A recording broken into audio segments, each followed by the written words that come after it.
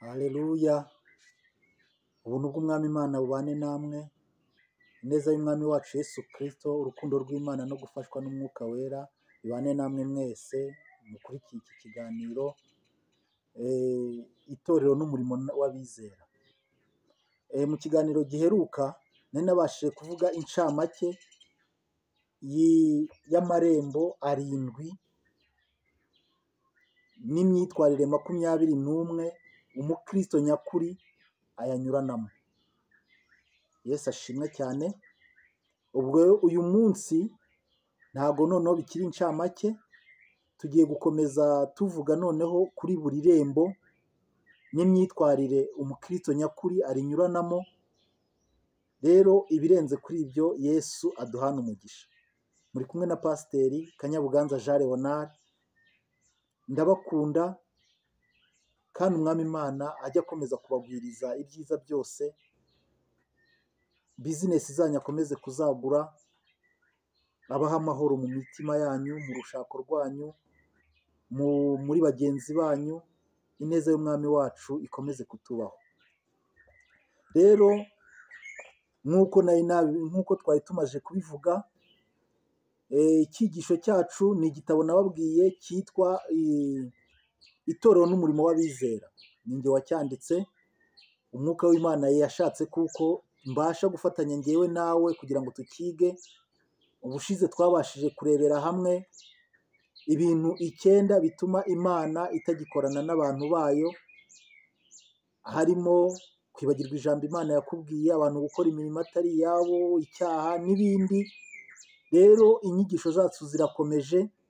Kuri iki gice rero turimo turareba amarembo 7 umukristo nyakuri anyuramo n'imyitwarire cyangwa imico 21 arinyuranamo. Irembo rya mbere rero twihuse ni imimerere y'ubuzima bw'umukristo nyakuri. Imimerere n'ubuzima bw'umukristo nyakuri ni nko bavuga ngo umukristo nyakuri ameze ate, ubuzima bwe ni ubuhe. Reka urufunguzo rw'iri rembo turarubonera muri Timote, mu rwandiko rwa kabiri Pawulo yandikiye Timoteyo, ibice byaho 2 umurongo wa 3 kugeza ku wa 6. Haranditse ngo ujye ufatanya nanjye kwihanganira imibabaro nk'uko bikwiriye umusirikare mwiza wa Kristo Yesu. Nta waba umusirikare kandi ngo yishyire mu by'ubugingo, ngo abe akinejeje uwamwandikiye ubusirikare. Kandi iyo umuntu ashatse kurushanwa mu mikino, ntahabwa ikamba keretse arushanijwe nk'uko bitegetswe. Umuhinzi uhinga niwe ukwiriye kubanza kwenda ku mbuto. Imana idufashe cyane. Ni ukuvuga muri uru rufunguzo rw'iri rembo rya mbere, ariryo rembo twise imimerere y'ubuzima bw'umukristo nyakuri, harimo imimerere 3. Umukristo nyakuri ameze ate? Hari amasura 3 muri uno murongo tubonye mu rwandiko rwa kabiri Pawulo yandikiye Timoteyo, ibice 2 ku murongo wa 3 kugeza ku wa 6. Imimerere ya mbere, umukristo nyakuri imimerere y'ubuzima bw'umukristo nyakuri muri iri rembo rya mbere, agomba kumera nk'umusirikare. Ubundi iyindi mico ya kabiri agomba kugira, agomba kumera nk'urimo kurushanwa mu mikino. Icya 3, agomba kumera nk'umuhinzi yihangana. Reka rero twihute duhite tureba umusirikare, imico y'umusirikare imeze ite. Uwo mukristo nyakuri agomba kwitwararika akamera nk'umusirikare. Inshingano ya mbere y'umusirikare ni ukunezeza shebuja. Ni ukuvuga ngo icyo dukora cyose tugomba kunezeza databuja ari we Yesu Kristo, umwami n'umukiza w'abari mu isi bose. Rero bityo n'umukristo nyakuri agomba kunezeza umwami Yesu mu byo akora byose. Ibintu byose dukora tugomba kureba tukagenzura ko binezeza umwami wacu Yesu Kristo. Umusirikare ntiyita ku buzima bwe gusa, ahubwo atanga ubuzima bwe ku bw'abandi. ashakisha umutekano w'abandi, ashyira ubuzima bwe mu kaga kugira ngo haboneke umutekano w'abandi. Mbese muri we yibagirwa ko ariho, ahubwo abo ashinzwe nibo bagomba kubaho no kugumaho. Muri we yibagirwa ko ariho, ahubwo abo ashinzwe nibo abona ko bagomba kubaho no kugumaho. Uko niko umukristo nyakuri yagombye kumera. Atanga ubuzima bwe ku bw'abandi, adashakisha icyubahiro cye. Umukristo nyakuri abaho nk'umusirikare. Ngiyo niyo mico y'umusirikare. Abaho ashaka kunezeza shebuja, abaho ashaka kugira ngo atange ubuzima bw'abandi barokoke, kuko kuri we ntiyishakira icyubahiro, ahubwo icyubahiro ashaka kuko abandi bantu bose nabo babona icyubahiro. Aremera amaraso ye akabasha kuba yayamena kugira ngo abandi babone amahoro.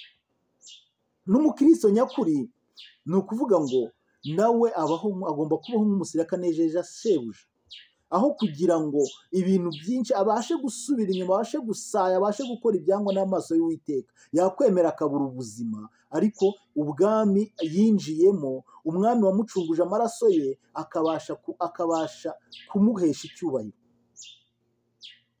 Reka turebe ku magambo yo kuzirikana ku bw'uno musirikare, ku bw'imico y'umukristo nyakuri ugomba kwitwara nk'umusirikare. Yohana igice cya 10 umurongo wa 11. Ninjye mwungeri mwiza, umwungeri mwiza apfira intama ze. Niko Yesu yabwiye abigishwa be, niko yabwiye natwe, niko arimo kutubwira uyu munsi. Nimba turi dufite icyitegererezo kuri Kristo, natwe ibyo turimo twakwemera no kubipfira bibaye ngombwa. Reka turebe mu rwandiko Pawulo yandikiye rwa kabiri, Pawulo yandikiye Abakorinto ibice 4 ku murongo wa 12. Nuko rero urupfu nirwo rukorera muri twe, naho muri mwe ni ubugingo nibwo bubakoreramo. Ni ukuvuga iyo duhagaze turimo guhamya Kristo, nta kindi tuba twiteguye n'ingaruka zose zaturuka ku byo twavuze, ku byo twakoze, kugira ngo Kristo ahabwe icyubahiro.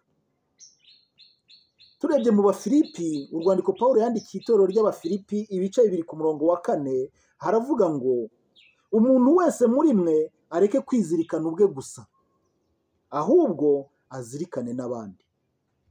Ubwo ni ubuzima bw'umukristo nyakuri. Irembo rya mbere, imimerere y'ubuzima bw'umukristo nyakuri ni iyihe? Imico ye ya mbere, imimerere ye ya mbere ni ukuba nk'umusirikare. Reka tugere no ku mimerere ye ya kabiri. Urushanwa mu mikino yo kwiruka ku maguru.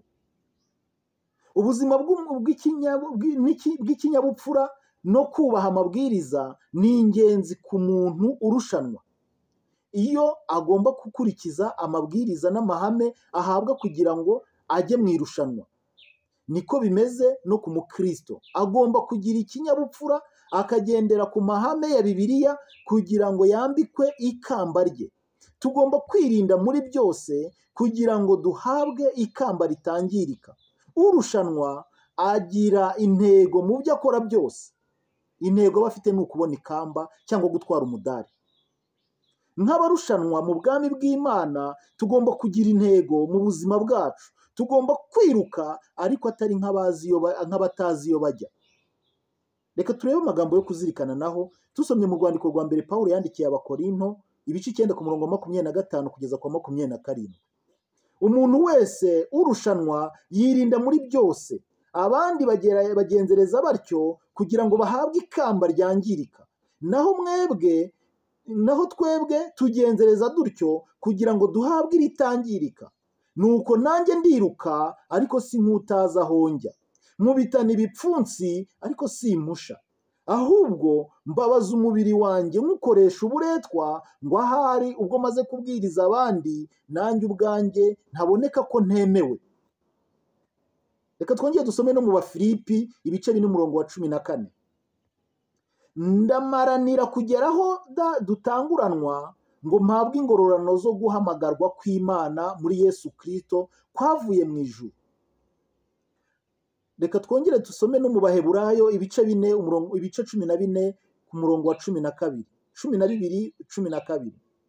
Nuko natwe ubwo tugoswe n'igicucu cy'abahamya bangana batyo, twiyambure ibituremerera byose n'icyaha kibasha kutwizingiraho vuba, dusiganirwaho dutegekwa, twihanganye dutumbira Yesu wenyine ari we banze ryo kwizera, kandi ari we ugusohoza rwose.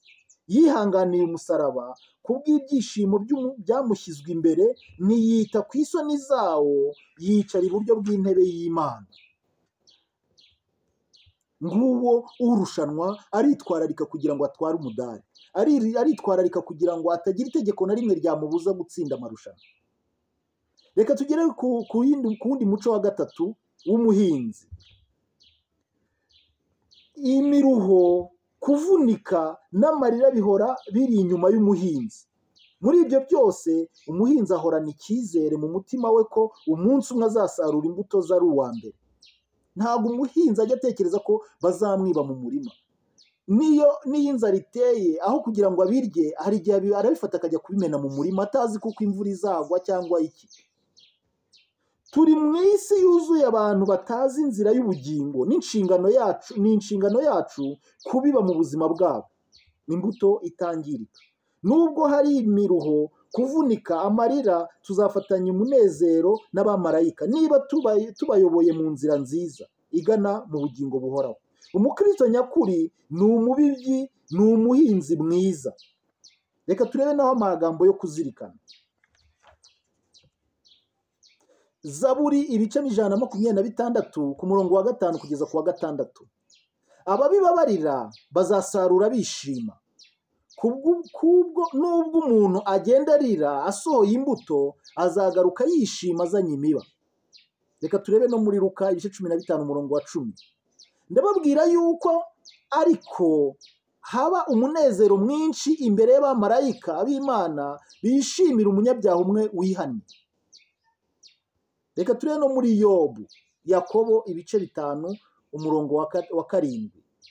Nuko bene data mwihangane mugeze aho umwami Yesu azazira. Dore umuhinzi ategereza imyaka y'ubutaka y'igiciro, ayirindira yihanganye kugeza aho azabonera imvura y'umuhindo n'iy'itumba. Reka rero nkubaze ibibazo. Ikibazo cya mbere, imiterere y'ubuzima bw'umukristo nyakuri igereranywa n'iki? Ndumva wabasha kubisubiza aho ngaho. Icya mbere, igereranywa n'umuhinzi, igereranywa n'umusirikare, igereranywa n'umuntu urimo gusiganwa mu mikino. Nawe kandi nibyo nkwifuriza ubashe gutekereza gutyo. Reka twongere ngubaze ikindi kibazo kimwe cyangwa n'akandi kantu gato. Ni mu kihe gitabo cya Bibiliya igice n'umurongo dusangamo imiterere y'ubuzima bw'umukristo nyakuri? Twafunguje muri Timoteyo, urwandiko rwa mbere rwa kabiri rwa Timoteyo, ibice byaho 2 ku murongo wa 3 n'uwa 6. Mu bantu batatu bagereranywa n'imiterere y'ubukristo nyakuri, ninde muri bo utanga ubuzima bwe ku bw'abandi? Ni umusirikare. Ujya mu mirimo arira ariko akagaruka aseka ninde? Ni umuhinzi. Ufite intego ihamye yo kubona ikamba ninde? Nusiganwa. Nawe nibyo nkwifuriza, nawe gira intego ihamye. Rero reka mbasabe mbaha amagambo yo kuzirikana n'imirongo mushobora gusoma. Abafilipi ibice 2 umurongo wa 11, Abafilipi ibice 3 umurongo wa 14, Yakobo ibice 5 umurongo wa 17. Mukomeze musome kugira ngo murusheho kunguka, kandi umwuka w'Imana arusheho kubashoboza mwigire imyitwarire imeze nk'iy'umusirikare, imeze nk'iy'umuntu usiganwa, imeze nk'iy'umuhinzi. Ubuntu bw'umwami Imana bubane nawe. Ni mwari kumwe na Pasiteri Kanyabuganza Jean Leonard. Ndakwifuriza umugisha we mwene data. Iryo ni irembo rya mbere tubonye ry'imimerere y'ubuzima bw'umukristo nyakuri. Ibirenze kuri ibyo umwami aduhana umugisha. Telefone yanjye ni